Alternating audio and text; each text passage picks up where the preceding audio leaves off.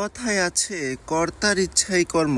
হ্যাঁ দর্শক, আজকে আমরা সেই কথাটির যেন প্রতিফলন দেখতে পেলাম ইমাদের গ্যারেজে এসে।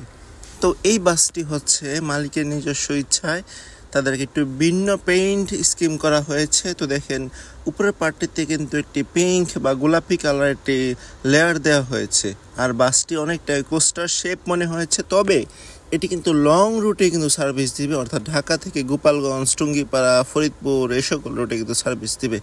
তো আজকে আমি আপনাদেরকে যে বিষয়টি দেখাবো সেটি হচ্ছে ইমাদের গ্যারেজে আসলে আপনারা দেখতে পাবেন কিন্তু দিন রাত কিন্তু সেখানে বাসগুলো মেরামত করা, রিবডি করা, রিপেন্ট করা, অর্থাৎ এই সকল কাজ কিন্তু করা হচ্ছে।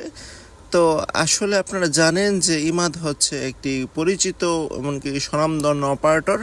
হ্যাঁ, কেন স্বনামধন্য বলা হলো, কারণ কি ঢাকা টু টুঙ্গিপাড়া, গোপালগঞ্জ, ফরিদপুর এর সকল রুটে কোনো মানুষের যদি বা যাত্রী যদি দ্রুত পৌঁছানোর ইচ্ছা থাকে তারা হচ্ছে সবসময় ইমাদকেই বেছে নেয়। কেননা ইমাদ রাস্তায় পোক নেওয়া কিংবা হচ্ছে তারা হচ্ছে যাত্রী সেবার ক্ষেত্রে কোনো কমতি রাখে না।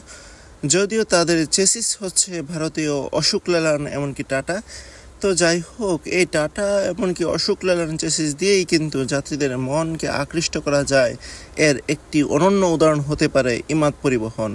কিন্তু বর্তমানে দেখা যাচ্ছে এই পরিবহনটি অনেক সময় অ্যাক্সিডেন্টের শিকার হয়। এর পেছনে আসলে চালকরাই দায়ী, কেননা তারা হচ্ছে অতিরিক্ত গতিতে গাড়ি চালায়, এমনকি তারা রাস্তার নিয়ম কানুন অনেকটাই তারা উপেক্ষা করে চলে, যার জন্য হচ্ছে অ্যাক্সিডেন্ট হয়। কিন্তু বর্তমানে ইমাদের মালিক তারা বলে দিয়েছে যে যাত্রী সেবায় আগে নিরাপত্তার বিষয়টি কিন্তু জোর দিতে হবে। তো সেই জন্য বলা যায় এখন থেকে বা হচ্ছে ইমাদের যে আগের মতো অ্যাক্সিডেন্ট হওয়া বা হচ্ছে এই যে ঘাটতিগুলো রয়েছে সেগুলো আর হবে না।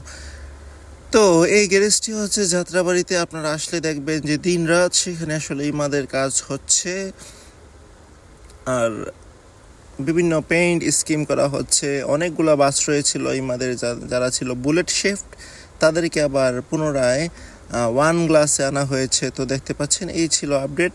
তো ইমাদ গ্যারেজ থেকে এই ছিল সর্বশেষ। ধন্যবাদ, আসসালামু আলাইকুম।